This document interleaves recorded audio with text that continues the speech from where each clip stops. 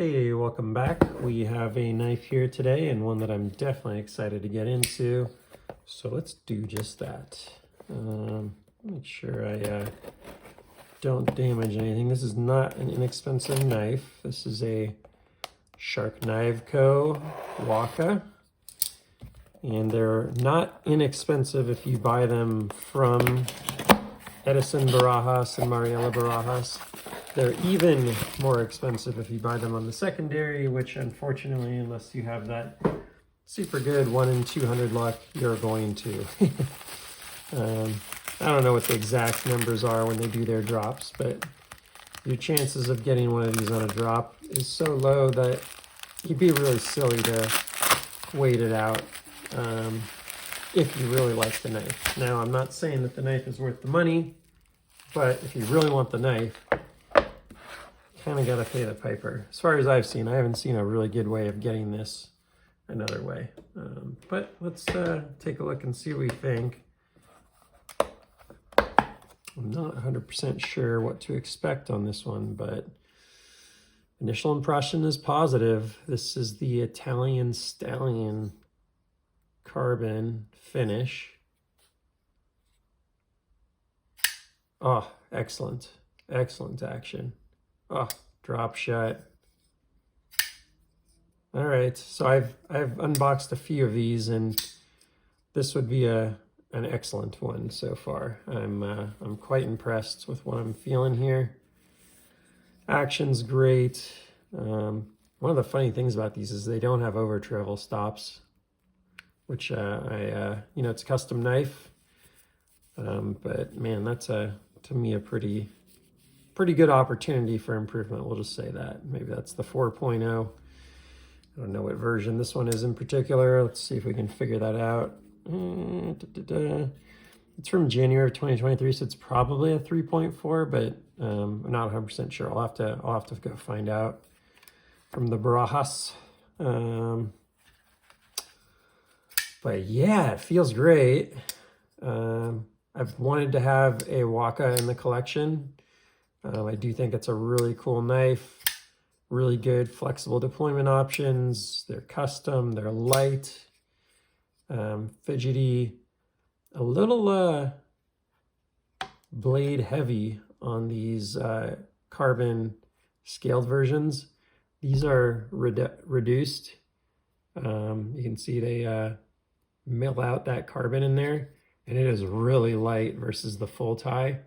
But let's go ahead and weigh those in, because I don't know, I've seen a ton of videos on these. This is a great opportunity to get some information out into the community on these. So this version right here, I'll put it up this way so you can really tell which one it is. 3.3 ounces. It feels like a bigger knife than that, by the way. It's got a lot of cutting edge, and it does feel like a bigger knife than that weight. So that's cool. It kind of punches above its weight. Love to see that. 3.3, not bad. Now here is a full tie version.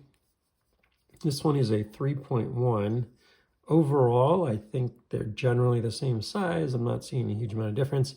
You can see differences here in the jimping, so do notice that right away. This one also has a different thumb stud on it, and this one happens to be a beautiful hand-rubbed satin blade. Quite nice.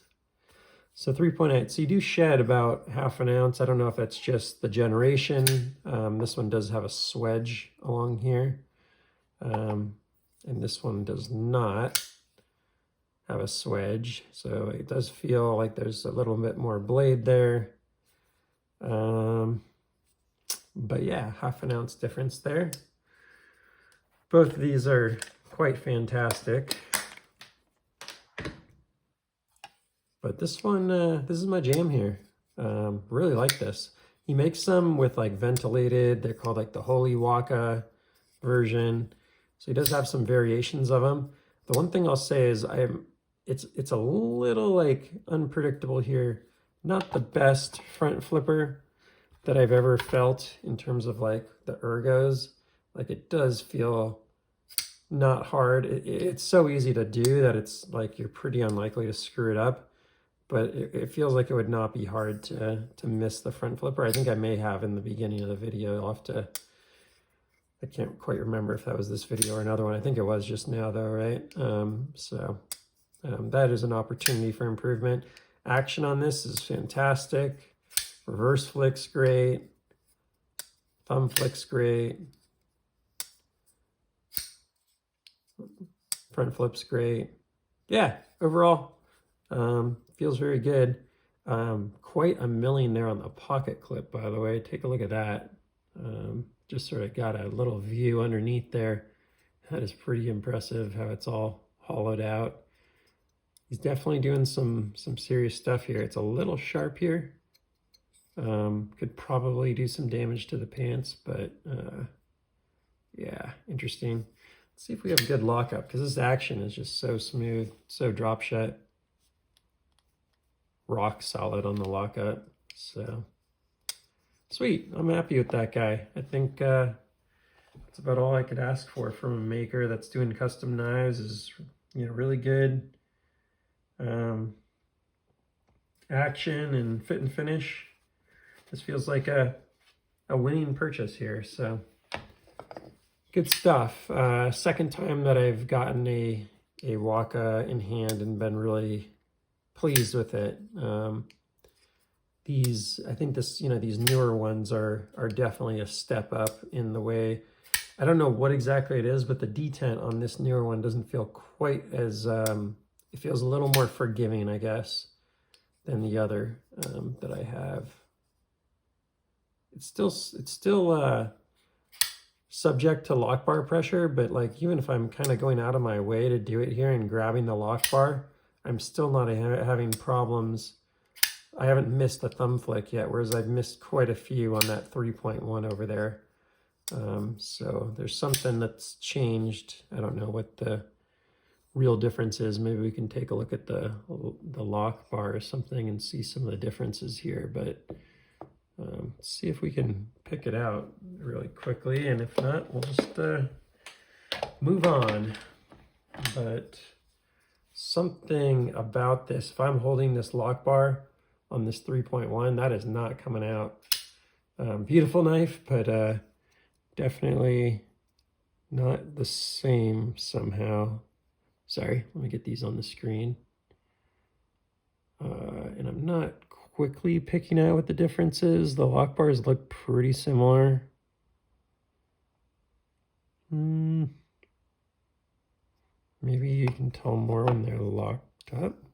Both of these, by the way, totally drop shut.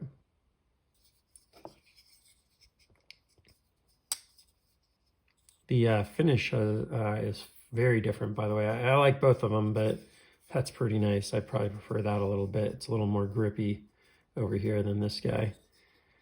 But yeah, I don't quite know what the difference is here on these lock bars that's making this one more subject to the lock bar pressure. It certainly can be flicked out, but you really want to keep your finger off of the lock bar to have the best chance of deploying this one.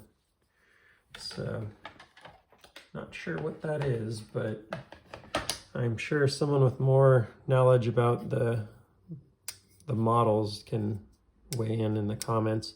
The detent's actually just quite a bit lighter on this. It might just be that. Maybe this one with a little bend to the lock bar would be, you know, a little easier. Sometimes it just comes down to a little tuning of the lock bar, right? I sometimes forget that. I don't know about you. So anyways, that's all for now. It's midnight, time for me to go to bed, but please like, subscribe, and I'll see you on the next one. Take care.